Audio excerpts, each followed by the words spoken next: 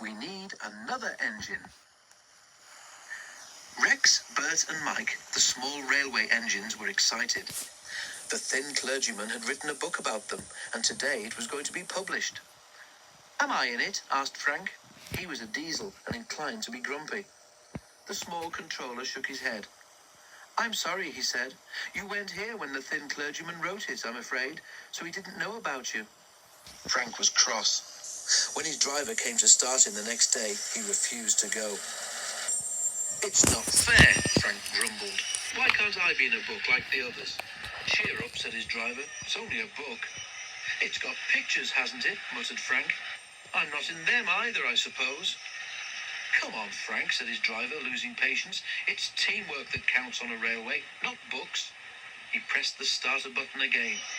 "Don't care," growled Frank, and started suddenly. He jerked forward.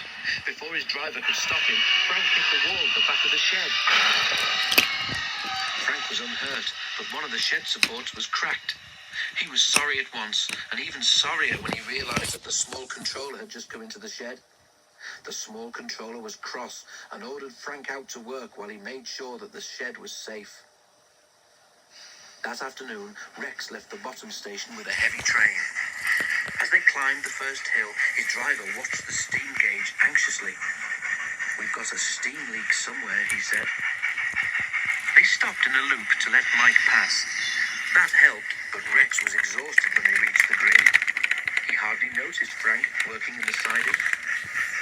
"I think we can make it to the top," encouraged his driver. But they didn't. They had to stop in the next loop, and the driver switched on his radio telephone.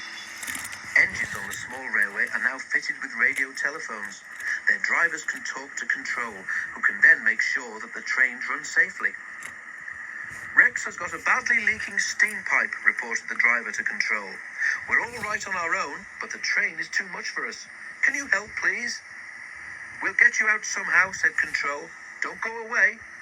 "Very funny," muttered Rex. "Chance would be a fine thing." Bert passed with a down train. "Overworked, that's what we are," he sympathized. "We need another engine." About 10 minutes later, Rex heard a cheerful toot from behind, and Frank rumbled through the loop.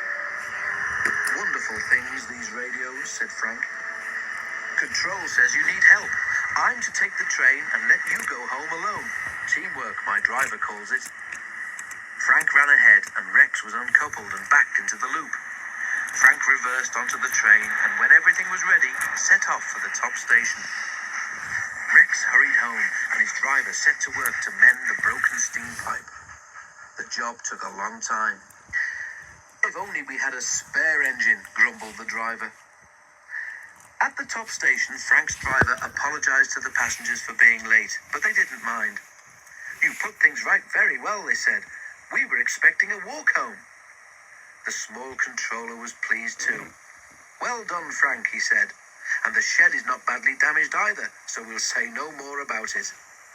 But he was thoughtful as he went back to his office. "Frank shouldn't have to do rescue acts," he said to himself. "We do need another engine."